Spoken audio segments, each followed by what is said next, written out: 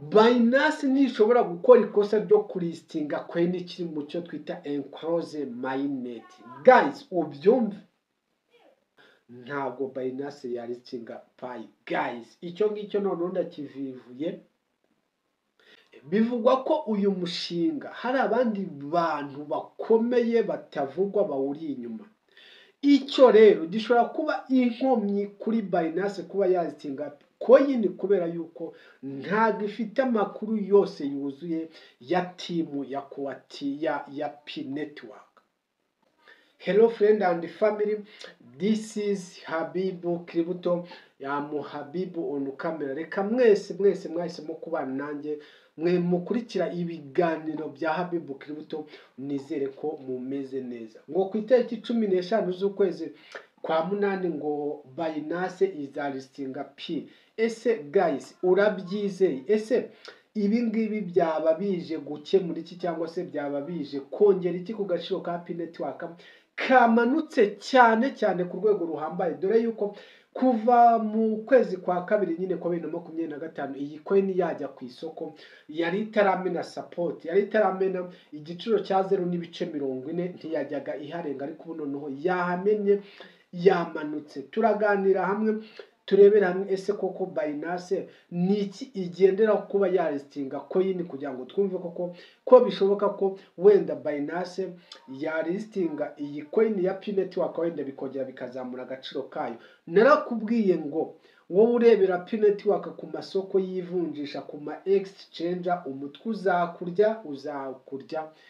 Guys, Pi Network niyo muri ecosystem yakorewe kugura ibicuruzwa na serivisi. Mu gihe rero ukiyirebera ku isoko, hagarara hamwe umutwe ukurye. Guys, ushaka amazi menshi uyanywa. Ariko guys, mwabonye ko nambaye n'agashaneti keza. Munyandikire muri comment mumbwire uko murimo murabona ino shaneti yanjye. Munafore ngo se iyi shaneti ikozwe muki. Guys, rero kugira ngo ibintu bigende neza cyangwa se ubashe kumenya neza ko Binance ishobora kuba yalistinga Pi Network, reka mbanze nkunyuremo nko mu masegonda 30 yonyine ngo Binance niki. Binance ni isoko mpuzamahanga, ni isoko rya mbere ku isi mu gucuruza amafaranga akoranabuhanga, niryo rya mbere nyine. Ni isoko rikurikizwa cyangwa se ni isoko riganwa n'amamiliyoni y'abantu ku munsi, rikaba ari isoko rinyurwamo cyangwa se rinyuramo amatiriyoni n'amatiriyoni y'amadolari y'amafaranga y'abanyamerika umunsi. Niryo soko rero rinini muri cryptocurrency. Ikindi ni n'isoko nyine urumva kuba ari rinini rinafite n'ibintu bikakaye cyangwa se rifite amabwiriza kakaye cyane rigenderaho kugira ngo ribe ryafata umwanzuro wo kuba ryalistinga coin. Ngiye kukubwira bimwe byibuze mu bintu bine by'ingenzi iyi Binance igenderaho mu kugira ngo ilistinge coin, bityo uraba ufite ubushobozi bwo kumenya ngo ese noneho koko iyi Pi Network ikoko ishobora kuba yalistingwa kuri Binance. Guys, murimo muranyumva akamikoro kanye ko mbona gasa naho kari kameze nabi. Okay, reka nse nkugatunganye. Ndimo mvuga ngo ibintu ngiye kukubwira nibyo biri buguhe ubushobozi bwo kumenya ngo noneho Pi Network yacu ishobora kuba yalistingwa kuri Binance cyangwa se ntibishoboka. Ese ibyo turi kumva kuri 15 nibyo cyangwa se ni igihu? Dore ikintu cya mbere Binance igenderaho kugira ngo ibe yalistinga coin ku isoko ryayo. Icyambere nuko iyo coin bifite team. Ino tuvuga team nuko ngo harimo abayi ba fondateri bayo. Icyo ni icyambere. Nuko Pi Network nayo ifite abantu bayishinze, ariko noneho hakazamo umutego uvuga ngo iyo team igomba kubizwi yose, apana ngo ni umuntu umwe uzwi. Ikindi ikaba izwi naho ikorera. Guys, kuri Pi Network rero nkubwira Pi Network icyambere izwi yuko fondateri wayo ari Dr. Nicholas, akaba afatanije n'umudamu wiwe.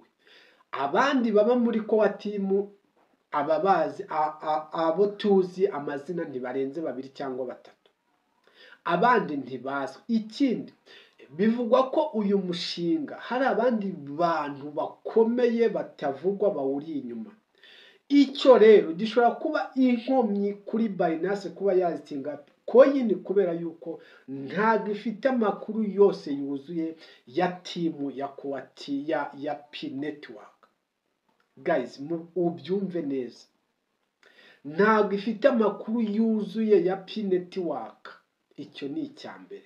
Kabiri, ikintu Binance igenda listinga coin kugira ngo Binance ifate icyemezo cyo kuba yashyira coin ku isoko ryayo, nuko iyo coin iba yaragaragaje neza icyo twita total supply coin zizaba ziri muri circulation, zizaba ziri hagati zicuruzwa. Pi network ubu tuvugana ntabwo wamenya total supply yayo muri circulation kubera yuko icyambere abantu benshi ntibari babona migration, abandi ntibari babona KYC. Muri za biliyoni 100 za Coatimu yavuze za Pi, ntiwamenya ngo se izi zaba ziri muri circulation zingana iki. Yego pe zishobora kuba zihari, ariko se ntizizwi kubera yuko bizisaha iziri mu isoko kuri Open Network atangiranye na biliyoni 5, ubu zimaze kuba nka biliyoni 7. Ari nacyo muri kubona agaciro ka P network kari kumanuka cyane, ni ukubera nyine supply iri guhindagurika buri kanya. Iyo yatangiranye mu isoko ubu ntago ariyo irimo, kubera nyine ba bantu bari guhabwa KYC, ba bantu bari kubona ama migration. Iyo rero yaba imbogamizi ya kabiri ituma Binance itakora ikosa ryo kuba yapfa kulistinga P network. Guys, ibi bintu byumve neza, ubyumve niba koko umurikira, niba koko ushaka kumenya ukuri kutavugwa muri uyu mushinga, ndagira ngo icyo kintu ugishyire mu mutwe wawe neza cya kabisa. Ejo utavuga ngo social media zakubeshye ngo ko 15 ngo Binance zazitinga Pi. Ngiye kukubwira ibi bintu wowe ubwawe uramenya ngo none okay, none ndabyemeye Binance ishobora kuba yazitinga Pi cyangwa se ntiyayilistinga. Icyo ni ikintu cya kabiri cya total supply. Ikindi kintu cya gatatu, Binance igendera hilistinga coin. Guys, mucyumve neza, kugira ngo Binance ifate umwanzuro wo kuvuga ngo iyi coin tugiye kwemera kuyicuriza ku masoko yacu, nuko iyo coin bigaragaza abafatanyabikorwa bakomeye, baba bikorera ku giti cyabo yaba amakampani. Kuri Pi network abafatanyabikorwa bayo bayiri inyuma bakomeye ntibazwi, amakampani nayo azwi nayo ntayo, kubera yuko amakampani yose yitegura gukorana na P network nayiyubaka. Ntabwo uzajya kuri Binance igire ngo dufite ngo company yitwa ngo P-Chain Moro, bazakubaza se P-Chain Moro isanzwe ikora, twereke data zayo, usange ni isoko nyine rivutse kubera P network. Ntabwo kintu muzavugana, uzayishyira ngo bya map of P, ngo bibwire ngo bya marketplace muri P network. Ni iyi nama kampani akiri kwiyubaka, nayo ni yari yaje, nta hanazwi afite hazwi ikorera, nta serivisi yatanze mbere yuko uyu mushinga ubaho. Icyo ni ikintu cya gatatu cyatuma Binance listinga Pi, kuko Binance bishaka kampani zisanzwe zizwi, abashoramari nyine bashora muri iyo coin mu rwego rwo kugira ngo itazahomba cyane, igahombya abanyamuryango za miliyoni na za miliyoni zizereye muri Binance. Icyanyuma rero sasa ari nacyo ugiye kumva neza, ukamenya iherezo koko ese P network izalistingwa na Binance cyangwa ntabwo izalistingwa na Binance.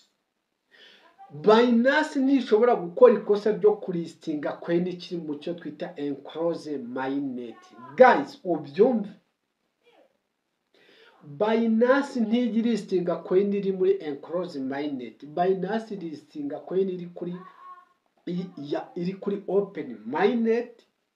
Nuko ngo iyo coin igomba kuba yarangizanyije n'abakiriya bayo ibintu bijyanye na KYC, yarangizanye n'abakiriya bayo ibintu bijyanye no kuba barabonye coin zabo. P network ubu tuvugana iracyari muri enclosed mainnet. ba nyiri umushinga bacyafiteho uburenganzira, bacyafite uburenganzira kuri coin z'abanyamuryango bayo. Mwabonye yuko hari n'igihe abantu babyutse bagasanga payi ziri kuri wallet zabo zavuyemo, zasubiye muri systeme ya mining. Bivuze ngo kuba team iracyafite ubugenzuzi bwo kugenzura coin z'abantu, kabone no zaba zageze muri wallet. Security rero, iyo security idahagije, kuba nyirubwite adafite umutekano cyangwa se adafite ububasha kubye, bitabaye ngombwa ko team byinjiramo isaha n'isaha, ntabwo Binance yaristinga payi. Guys, icyo ngicyo noneho ndakivivuye. Niba wari wica utegereze ngo ugiye ngo kujya gucuriza ngo payi kuri Binance, never. Ntabwo Binance yakora aya makosa guys. P-Network iracyafite ibintu byinshi byo kubaka, iracyakeneye rekodi nyinshi igomba kugenda igahereza Binance. Nubwo hagaragajwe yuko ngo Binance ngo yagiye gukora KYB muri P-Network ngo ntibyagenda neza guys, ziriya zishobora kuba ari rumors. Binance ni isoko ridapfa kumenyerwa n'uwari we wese. Wakibaza ngo noneho byagenda gute ro Binance bibaye ngombwa ko listinga P. Guys, wabona agaciro ka P-Network kazamuka cyane kuko Binance abanyamuryango bayo bayikurikira bahita bumva yuko kubibazaniye P-Network noneho ari n'umushinga wahogoje isi yose, abantu bose baririmba payi ku manywa na nijoro. Payi yatumbakira byihuse, gusa ni inzozi guys. Niba wanarotaga, fata amazi woge mu maso kabisa neza uvuga ati wanzozi we subira iyo uvuye. Ntabwo Binance yaristinga P kubera izo mpamvu enye nkubwiye. Guys, ese turi kumwe? Wamaze gukora subscribe kuri Habibu Crypto? Uyu munsi guys murabona ko nyine nahinduye. Guys, nahinduye. Yes, kubera yuko nyine mu buzima busanzwe umuntu abagomba no kwiyadapta no mu bindi bintu. Ahubwo mumbwire, murabona mubikunze Janet yanjye murayikunze? Mubimbwire muri comment guys. Mwanyeretse ko mu nkunda n'ubundi nimukomeze munyereke urukundo. Nizere yuko rero urujijo rushize. Wowe unkurikira uri muri Amerika guys, abantu bari kunyereka ko bari nkurikiye bari muri Leta Zunze Ubumwe za Amerika, nkanjye Habibu Crypto nanjye ndababwiye ngo yambi mumeze mute basaza, mumeze mute bavandimwe banje. Izuba se namwe muri Amerika rimeze nkatwe? Twe riratwishe pe, izuba riratwishe. Sinzi niba wenda hari ahantu muri iki gihugu ubu ngubu haba hakonje, ariko nkanjye nkurikije aho ndi guys, izuba rimeze nabi byahatari. Umuntu arimo arashya birarenze kabisa. Ariko reka nizere yuko nyine mwese mwahisemo kubana na Habibu Crypto mumeze neza. Nyagasani akomeze abongerere ahaze kwifuza kwanyu, maze turindire uyu mushinga wacu twinjiye kandi twifuza kuzatugeza ku byiza byinshi. Wakoze kumurikira, wakoze kubana na Habibu Crypto. Twandikire muri comment zanyu turazisoma pe zose, ndetse byaba ngombwa tukanazisubiza. Mwakoze, duhure mu yindi video.